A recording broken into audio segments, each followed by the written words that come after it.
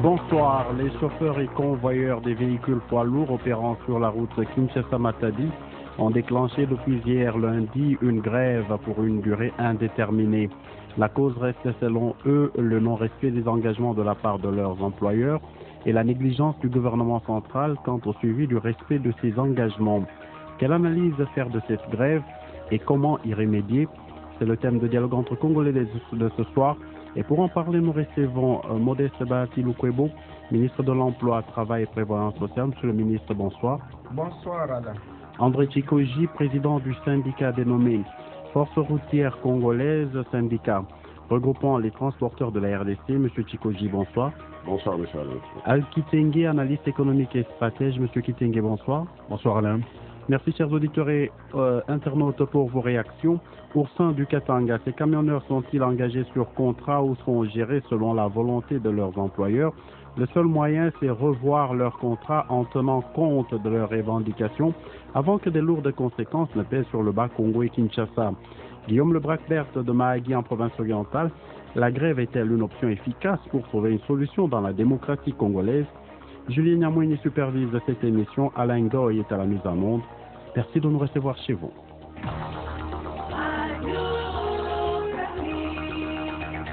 Pour participer à l'émission, appelez le 081 051 66 78 ou contactez-nous par SMS 081 051 57 78 ou par mail dec@radiocapi.net. Les chauffeurs et convoyeurs des véhicules poids lourds opérant sur la route Kinshasa-Matadi ont déclenché une grève depuis hier lundi pour une durée indéterminée.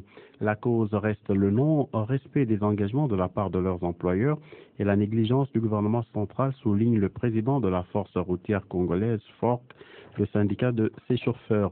On écoute pour cela Radio Capi Matadi, Guy Roger-Nyampala. Ce lundi, dans les installations des sociétés telles que Socitrans, SAET ou encore Congo Futur à Matadi. Même situation sur la route Kalankala, entrée principale des véhicules poids lourds au port international de Matadi, et aussi pas d'embouteillage sur les grandes artères de la ville de Matadi comme à l'accoutumée. Cette grève est bel et bien effective. Les chauffeurs et les convoyeurs conditionnent toute reprise du travail par l'application effective des engagements pris par les employeurs, à savoir le paiement mensuel d'un salaire de 300 000 francs congolais pour les chauffeurs et 150 000 francs congolais pour le convoyeur, ainsi que l'amélioration des conditions de travail. Notez enfin que la rencontre qui a regroupé les chauffeurs et les convoyeurs des véhicules poids lourds et le gouverneur de province du Bas-Congo ce lundi a été un échec. Matadi, Guy Roger Nyampala, Radio Capi. Merci Guy Roger Nyampala. Les conséquences de la grève des camionneurs opérant sur la ligne Kinshasa-Matadi sont déjà perceptibles dans les différentes installations portuaires du Bas-Congo. Retrouvons une fois de plus Guy Roger Nyampala. Au lendemain de cette grève des camionneurs, on observe déjà à ce jour un ralentissement des activités au port international de Matadi. Pas de mouvement de véhicules au niveau du terminal conteneur. Les agents des services qui y travaillent sont à leur poste, mais il n'y a pas d'activité comme à l'accoutumée. Même constat au niveau des coins tels que Couvent et Londé où l'on réglemente l'entrée des véhicules au port international de Matadi. Autre effet, les déclarants en douane reconnaissables à leur chemise verte au port sont au chômage. Certains sont très nerveux car les contacts sont momentanément rompus avec les importateurs. Certaines agents affirment déjà un déclarant en douane devront payer des pénalités à leurs clients à cause du retard de livraison de marchandises. Du côté des armateurs, leurs navires doivent attendre au mouillage en attendant que la situation redevienne normale. Il y a également des dispositions à prendre pour les conteneurs des vivres frais qui sont entreposés au port international de Matadi. À cela, il faut ajouter le manque à gagner enregistré par tous les services opérant au port de Matadi et au port de Boma tels que la SCTP, la DGDA, l'OCC, la quarantaine animale ainsi que dans les entrepôts publics concédés tels que Acover. Pour un expert en douane basé à Matadi, les conséquences sont incalculables et plus les jours vont passer, la situation risque d'empirer. Matadi, Guy Roger Nyampala, dialogue entre Congolais. Merci, vous l'avez compris que c'est un dossier signé Guy Roger Nyampala. André Chikoji, vous êtes président du syndicat dénommé Force routière congolaise, syndicat regroupant les transporteurs de la RDC. Vous incriminez les employeurs ainsi que le gouvernement central. C'est pour ça que vous avez repris la grève. Quelles sont les vraies causes? Ok, il faut le dire clairement. Le gouvernement, incriminer le gouvernement, bon, pas tellement. Ça, je m'assume en tant que président du syndicat. Parce que le seul partenaire qui nous a accompagnés jusque-là dans cette démarche, c'est le gouvernement. Bien sûr, nous avons constaté par-ci par-là une certaine lenteur dans certaines situations, mais si nous sommes là et si nous sommes parvenus à signer cet accord du 19 janvier, c'est le gouvernement qui nous l'a permis totalement. C'est pas le fait des patrons. Bon, ils nous avaient signé malgré eux. La preuve, ils n'ont pas su appliquer. Donc, c'était contre leur volonté pratiquement. Mais dans l'ensemble, c'est le patronat qui est responsable de la situation présente. Nous sommes un peu étonnés à notre niveau, en tant que Congolais d'abord. Nous avons un gouvernement qui dirige, nous avons une constitution, les lois du pays et tout ça. Mais nous avons en face des partenaires sociaux qui ne répondent pas à l'appel du gouvernement ou aux instructions données par le gouvernement de la République. Le gouvernement décide et ils font le contraire. Voilà, nous sommes revenus à la case de départ. C'est pas de gaieté de cœur, nous l'avons toujours dit. C'est parce que c'est le seul langage qu'ils comprennent, bien que ils sont en train. J'ai remarqué qu'il y a des stratégies élaborées ça et là, et c'est de bonne guerre, hein, ils se battent. Mais je dis que c'est le fait des patrons. Ils n'ont pas respecté les engagements et c'est pourquoi les travailleurs sont revenus sur cette grève. Alors, pour que les choses soient claires dans la tête des auditeurs et internautes qui nous suivent en ce moment, il faut dire qu'au mois de janvier déjà, il y avait une grève et il y avait des engagements qui ont été pris. Qu'est-ce qui avait été convenu, André Tchikoji, entre vous et vos employeurs? Ok, sous les auspices du Premier ministre du gouvernement de la République, il a été décidé.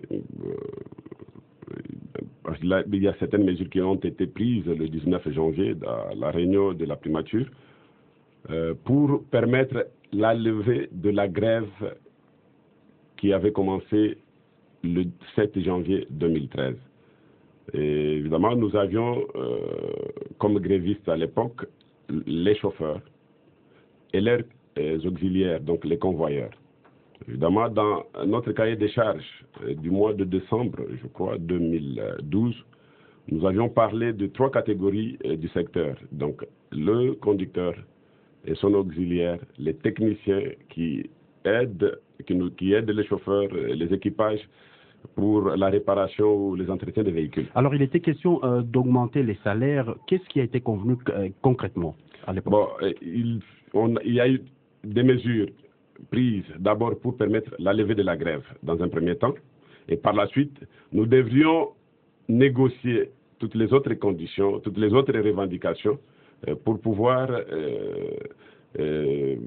traiter la situation dans son ensemble pour toutes les catégories du secteur des transports routiers. C'est ce qui avait été... Alors, par exemple, on se rappelle qu'il était prévu un salaire mensuel de 300 000 francs congolais, soit 326 $ américains pour le conducteur et 150 000 francs, soit 163 $ américains pour le convoyeur. C'est ça l'histoire? Oui, à ce niveau, il y a un malentendu, il y a une divergence des vues. Parce que nous disons les 300 000, tel que ça a été négocié, c'était un minimum de salaire auquel on devrait ajouter les autres indemnités, les autres tels que le transport, le logement et tout ça. Mais il y a un autre discours qui défend que ça doit être la rémunération totale pour le travailleur. Je crois que nous devons... Donc vous ne vous étiez pas déjà mis d'accord à ce niveau-là? Mais ce qui était dit au départ, c'était que les 300 000 représentaient le minimum en deçà duquel l'employeur ne pouvait plus calculer le salaire du chauffeur et les 150 autant pour le convoyeur. Alors, vous avez tout à l'heure dit que vos employeurs avaient signé malgré eux, c'est pourquoi ils n'ont pas respecté ces engagements. Pourquoi d'après vous? Est-ce un problème de mauvaise foi ou un problème de moyens? Moi, je dis tout de suite, c'est un problème de mauvaise foi. Le secteur des transports routiers, c'est un secteur qui est laissé à 97% au privé. D'ailleurs, aujourd'hui, je dis, bon, si l'État pouvait penser à avoir ses propres véhicules, ça réglerait beaucoup de choses. Comment nous ne pouvons pas avoir une société nationale de transport routier, par exemple? On a tous ces chauffeurs que nous formons nous-mêmes dans ce pays et qui sont utilisés comme ça. Et à vil prix, sans valeur, négligé. Donc, je dis, c'est une question de mauvaise foi. Le secteur a beaucoup d'argent. Il y a beaucoup d'argent qui rentre. Une question m'a été posée il y a peu par un des membres qui dit, mais président, mais chaque fois que le gouvernement augmente, bon, c'est sans polémique, hein, je parle de ça, quand chaque fois le gouvernement augmente le prix de péage, les patrons n'hésitent pas, ils payent. Mais nous, quand nous demandons, on nous dit qu'il n'y a pas d'argent. Et donc, c'est un problème de mauvaise foi pour vous? Une mauvaise foi, tout simplement. Modeste Bahati Lukwebo, vous êtes ministre de l'Emploi, Travail et Prévoyance sociale. Visiblement, à suivre la réaction du gouvernement, on a l'impression que le gouvernement a été surpris, étonné même que cette grève reprenne. Y a-t-il eu lenteur, négligence du côté du gouvernement qui devrait suivre ce dossier? Non, d'abord, comme l'a si bien dit le président de FORC, ici il s'agit de deux parties en présence. Il y a d'un côté les patrons propriétaires des véhicules et de l'autre les travailleurs, dont les chauffeurs, les convoyeurs et autres personnels. Sous l'œil vigilant du gouvernement. Sous la supervision du gouvernement. Et donc, nous, notre rôle, c'est de veiller à ce que chacune des parties respecte ses engagements. Ce qui n'a pas été fait. Ce qui n'a pas été le cas, nous avions mis sur pied un comité de suivi qui devait veiller à l'application du protocole conjoint qui a été signé le 19 janvier 2013. Et ce comité de suivi devait d'abord identifier tout ce qui opère dans ce secteur-là et sur la nationale numéro 1. Deuxièmement, le comité devait s'assurer que chaque exploitant est affilié à une organisation professionnelle de son choix. Nous avons pour le moment 3 organisations professionnelles d'employeurs qui sont reconnues. Il y a la FEC, Fédération des entreprises du Congo, il y a la FENAPEC pour les petites et moyennes entreprises, et on a aussi la COPEMECO. Étant entendu que la 4e organisation professionnelle, c'est l'ANEP qui, elle, n'opère pas dans ce secteur. Et donc, le comité de suivi devait nous faire rapport. Nous avions donné un délai d'1 mois pour que ce travail soit fait. Le travail a été fait. Et c'est à l'issue du rapport qui a été déposé et qui a été confirmé par ailleurs par l'intersyndicale que nous nous sommes rendus compte que, quelque part, il y a la mauvaise foi. Parce que si vous voyez le devoir que devait accomplir chacune des parties, il a été demandé aux travailleurs, aussitôt que le protocole a été signé, d'arrêter ou de suspendre la grève. Ils l'ont fait. Donc, ils ont accompli leur devoir. Du côté du gouvernement, mettre sur pied un comité de suivi. Ça a été fait et ce comité a rendu le rapport. Et du côté des employeurs, d'honorer leurs engagements, notamment en ce qui concerne la rémunération minimum pour le chauffeur et son convoyeur, les frais d'émission lorsque l'équipe, disons, lorsque le chauffeur descend avec son convoyeur pour aller en mission, il devait recevoir 45 000 francs congolais par voyage et le convoyeur 22 500 francs congolais. Tout cela n'a pas été fait. Et on devait s'assurer que chacun d'eux s'affilie à une organisation professionnelle d'employeurs. Jusqu'aujourd'hui, nous constatons qu'ils ne s'y conforment toujours pas. Nous avions demandé que ceux qui avaient des arriérés en termes de primes, en termes de frais d'émission, en termes de salaire, puissent les liquider. Donc, les employeurs ne l'ont pas fait. Et on devait ouvrir les négociations immédiatement dans les entreprises. Et donc, clairement, ici, la mauvaise foi est du côté du patronat, donc des propriétaires de véhicules qui exploitent sur la nationale numéro 1. Malheureusement, je constate que pour la plupart, presque à 90%, ce sont des expatriés. Et le gouvernement semble impuissant devant Non, c'est justement pour cette raison qu'aujourd'hui, j'ai tenu un point de presse.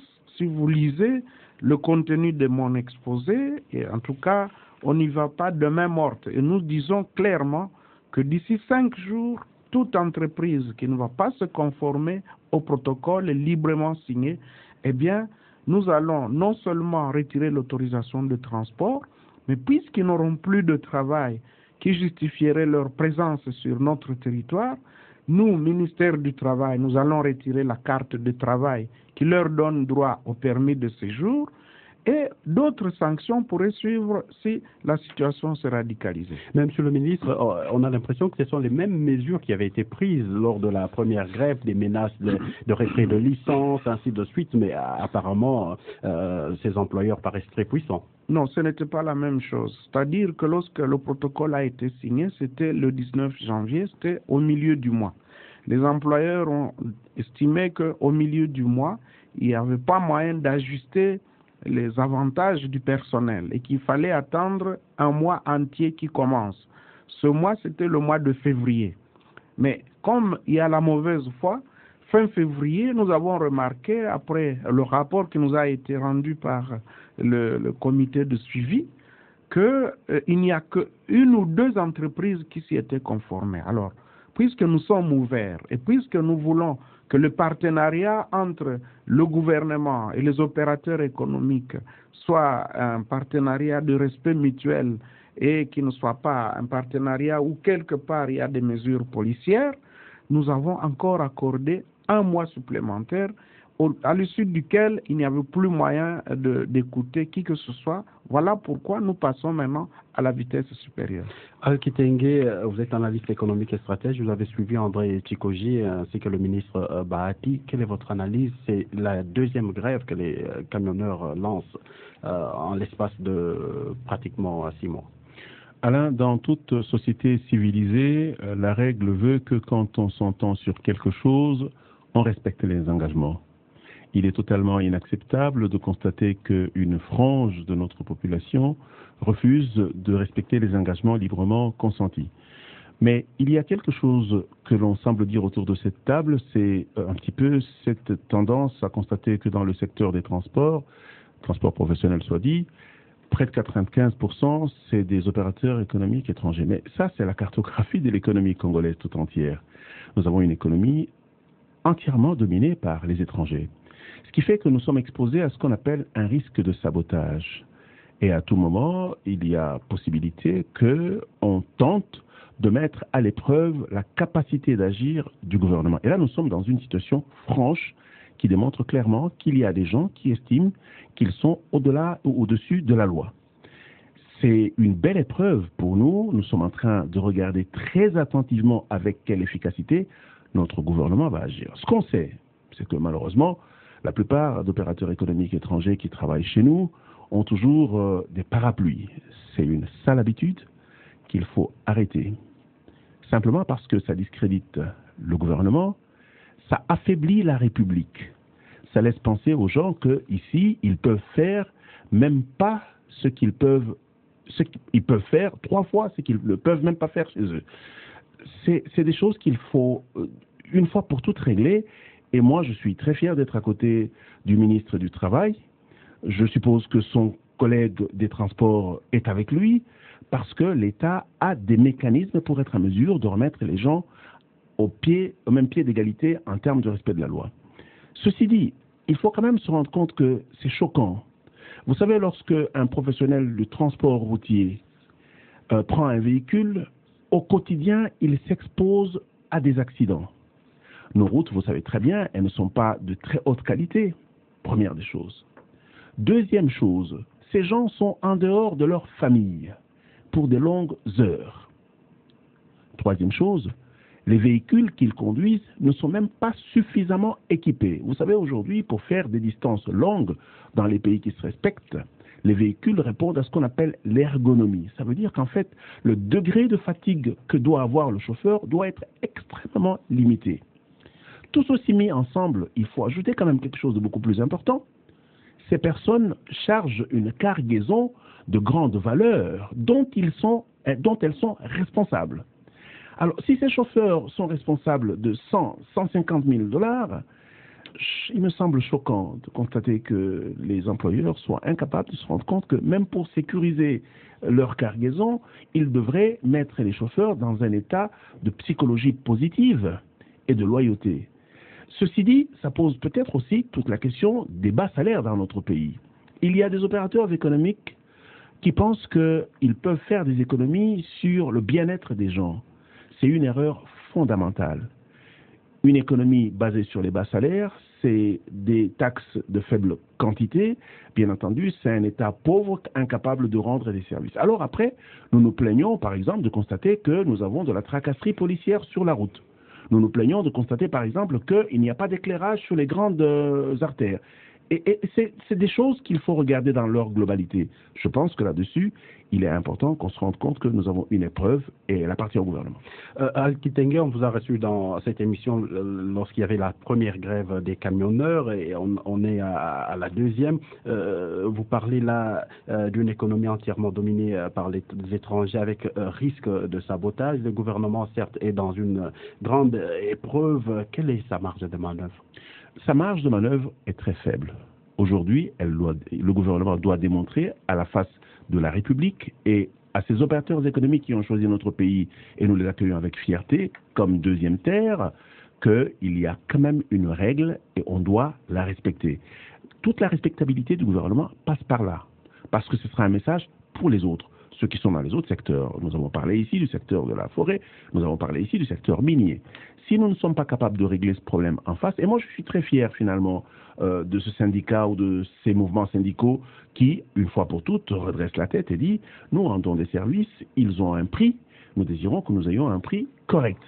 Et je pense simplement que c'est un modèle que les gens doivent suivre. Moi j'en appelle tout le temps quand je discute avec vous à la responsabilité des citoyens.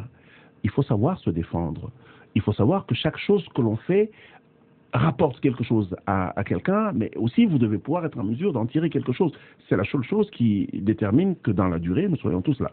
Je reprends cette réaction de Guillaume Le Bracbert de Mahagui, en province orientale, que j'ai lu dans le sommaire, qui dit, qui se demande si la grève est une option efficace pour trouver une solution en RDC. Non, je ne crois pas que la grève à elle seule soit une option efficace. Je crois qu'il y a une procédure pour être en mesure de faire une grève légale. Et il y a des étapes. Lorsque vous passez par les étapes, vous montrez votre bonne foi. En face de vous, vous avez quelqu'un qui est comme un mur. Il faut lui parler dans le langage qu'il comprend. Je pense qu'à un moment donné, le seul langage que les opérateurs économiques, certains opérateurs économiques comprennent, c'est quand ça touche à leur poche. Mais quand ça perturbe l'économie générale, il y a un coût supplémentaire que les autres départements encaissent. En ce moment-là, l'arbitre, qui se trouve être l'État, doit pouvoir être en mesure de se mettre debout. Et une bonne manière de faire ça, c'est de quantifier financièrement la perte ou les pertes qu'endurent tous les autres opérateurs et les mettre sur ceux qui sont responsables de la grève. Ils le comprendront. André Tchikoji, il y a Jean Dogbia, cet internaute qui nous écrit et qui dit « Pourquoi bloquer tout le trafic sur la route nationale numéro 1, que les piquets de grève se fassent chez les compagnies qui ne payent pas leurs employés? Elles sont connues par les services concernés. Beaucoup de compagnies de transport payées ce qu'ils demandent bien avant le piquet de grève de janvier. Pourquoi sont-elles pénalisées, la ville de Kinshasa prise en otage? Et pourquoi seulement les chauffeurs de la route Matadi, André Tchikoji ?» Je réponds tout de suite. Nous n'avons pas bloqué tout le monde. Il y a des particuliers qui travaillent. Nous avons demandé à nos membres de libérer tous les véhicules porteurs qui font les navettes entre Kinshasa, Boma, Mwanda et partout ailleurs, qui ramènent les cossettes de manioc, les braises et tout ça. Ils travaillent. Il n'y a pas de problème. Mais nous ce qui nous intéresse, c'est le secteur totalement professionnel, nos membres qui ont des contrats dans des sociétés de transport. C'est là où nous nous focalisons. On n'a pas dérangé les autres, ça c'est faux. Je sais que des fois quand il y a des situations comme ça, il y a des débordements, nous essayons de gérer tout ça. Nous sommes matures, et nous l'avons prouvé au mois de janvier. Nous avons fait 14 jours sans casse, sans des blessés, ni quoi que ce soit. Et nous avons accouché sans douleur. Donc, mais démorné. Et oui, par le fait de nos patrons qui ne veulent pas s'exécuter, qui pensent que tout leur est donné et les autres n'ont rien à voir. C'est une sorte de une pratique vraiment avilissante. Donc, ce sont, permettez-moi le terme, dénégrer du temps moderne. Donc, autant que les travailleurs travaillent pour leur donner tout ce qu'ils veulent, en retour, ils n'ont rien. Et ils travaillent comment? 24 heures sur 24, jours fériés, du tout. Donc, ils prennent tout. Aujourd'hui, j'ai suivi la maman des femmes de chauffeurs. Elles sont organisées, qui demandent à rendre visite au ministre du genre. Parce qu'il y a des femmes qui restent tout un mois sans voir leur mari. Et ils sont totalement au service de ces patrons-là. Leur vie ne leur appartient plus. Mais en retour, quand on arrive à la fin du mois, ils doivent ramener 90 000 francs à la maison. Voilà. Alors, pendant qu'on y est, puisqu'on parle des conditions de travail, André Tchikoji, donnez-nous un peu plus de détails. Al Kitenge parlait tout à l'heure de l'ergonomie. Comment ça se passe? Quel est l'emploi du temps d'un chauffeur? Comment il se restaure? Comment il se repose? Donnez-nous un peu ces détails-là. On peut même d'en parler ici à la radio. Je vous dis jusqu'au mois de janvier 2013, donc avant la grève du 7 janvier, nous avions encore nos membres qui pouvaient manger en mission avec 1000 francs, donc toute la journée. Donc, ils n'ont de pas Kinshasa à Matadi. Il est là, 1000 francs par jour. Quand le patron veut donner, ou le préposé du patron qui est là, ils n'ont pas où dormir. Bon, de ce côté-là, j'ai constaté après janvier, il y a quelques-uns qui ont essayé de changer certaines choses parmi les patrons. Et on travaille à temps plein. Et vous avez même des équipes, des sociétés qui ont des pick-up, et ce sont des expatriés, qui vous poursuivent la nuit et vous empêchent même de vous reposer. Vous voulez vous reposer quelque part, on vous dit avancez. Ils sont là derrière vous. Donc, le chauffeur n'a pas le temps de se reposer, même quand il somnole déjà au volant, il trouve qu'il ne peut plus avancer. Ils viennent là pour vous pousser à reprendre la route. Il n'y a pas de repos. Je crois que ce problème de repos, il y a eu ce que son Excellence a fait dernièrement. Nous avons suivi avec tous les partenaires pour parler du temps de repos des travailleurs et tout ça dans l'ensemble. C'est un grand problème pour le secteur des transports routiers. Je voudrais en parler par après, parce que nous avons quelque chose à donner comme contribution par rapport au secteur des transports routiers. Voilà, avant que je donne la parole au ministre Bahati, il y a Oursin du Katanga, c'est aussi une réaction que j'ai lue dans le sommaire qui dit ces camionneurs sont-ils engagés sur contrat ou sont gérés selon la volonté de leurs employeurs? Très brièvement. Ok, là nous avons plusieurs catégories. Je vous dis qu'ici, il y a un système de sous-traitance. C'est surtout ça, les négriers du temps moderne. Et ce sont des gens qui n'ont rien à faire. Ils n'ont rien à faire. Ils prennent des contrats avec les sociétés de transport. On leur transfère tout le personnel. Tout ce que vous gagnez avec ce patron-là, on le transfère aux sous-traitants. Si vous aviez par exemple 270 000 francs, l'autre va vous payer 130 000 francs. Le reste, lui, prend. Il y a d'autres même qui prennent l'argent des soins médicaux. Ils en font leur affaire. Vous êtes malade, vous devez vous soigner vous-même. Ils sont là. Kilou, Esperel, je cite, parce que c'est mon travail, il y a Kilou, Esperel, il y a Girafe Vision, ils sont nombreux là, GCCA, des histoires. Et connus des ministères de transport et du travail. Je ne sais pas, je ne veux pas défendre le ministère, mais dans mes vérifications, j'ai constaté, j'étais aussi étonné que même le ministère des Transports ne connaissait pas ces gens-là. Ils se font passer pour des employeurs. Mais il flouent même l'INSS, qui lui espère dont je parle ici, qui travaille avec la Transmac, accuse plus de 360 quelque chose millions de francs congolais des cotisations sociales des membres qu'il n'a pas versé à l'INSS. Et le document est là, nous avons fait déjà le travail avec l'INSS. Ce monsieur doit verser l'argent à l'INSS. L'argent de nos membres, bien sûr. Merci. Monsieur le ministre Bahati, il y a Germain Ngwamachi qui nous écrit de Kananga, au Kassai occidental, qui dit « Pourquoi presque toutes les négociations du gouvernement congolais ont du mal à donner des bons fruits? N'oublions pas que c'est le transport qui nourrit un pays, que le gouvernement songe à ça. » Oui, il a parfaitement raison. Je crois que personne n'ignore la situation de notre pays, d'où nous venons et où nous sommes.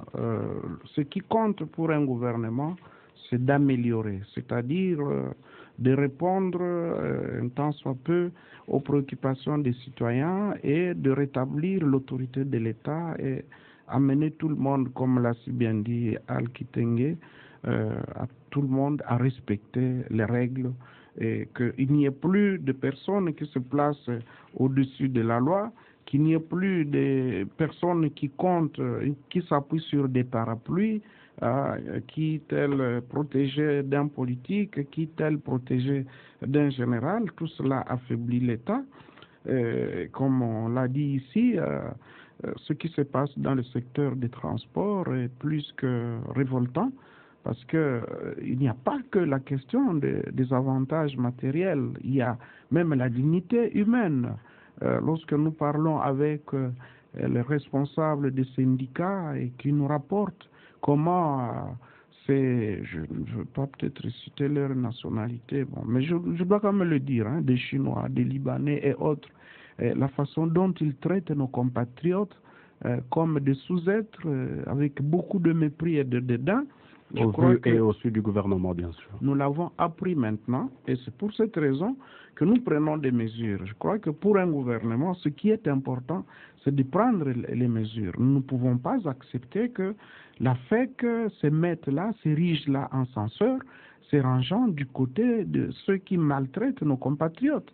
La FEC, c'est un syndicat des employeurs, mais la FEC doit veiller à ce que ses membres puissent se conformer à la législation congolaise. Alors, Monsieur le ministre, vous parlez déjà des solutions, il y a des réunions qui ont commencé hier et qui se sont poursuivies aujourd'hui. Concrètement, qu'est-ce qu'il faut pour décanter cette situation? Ce qu'il faut, c'est d'amener tout le monde à respecter les accords et la législation en matière de travail. Quels sont les moyens de coercition? Les moyens sont multiples, je vous en ai cité deux. Le premier, c'est de retirer carrément l'autorisation de transport à tous ceux qui ne sont pas en ordre. Deuxièmement, ceux des expatriés qui ne se conforment pas à la législation, eh bien, ils n'ont plus droit à la carte de travail. Or, vous savez, si je retire la carte de travail à un étranger, il n'a plus droit de résider sur le territoire congolais parce que son permis de séjour ne peut se justifier que par la détention de la carte de travail.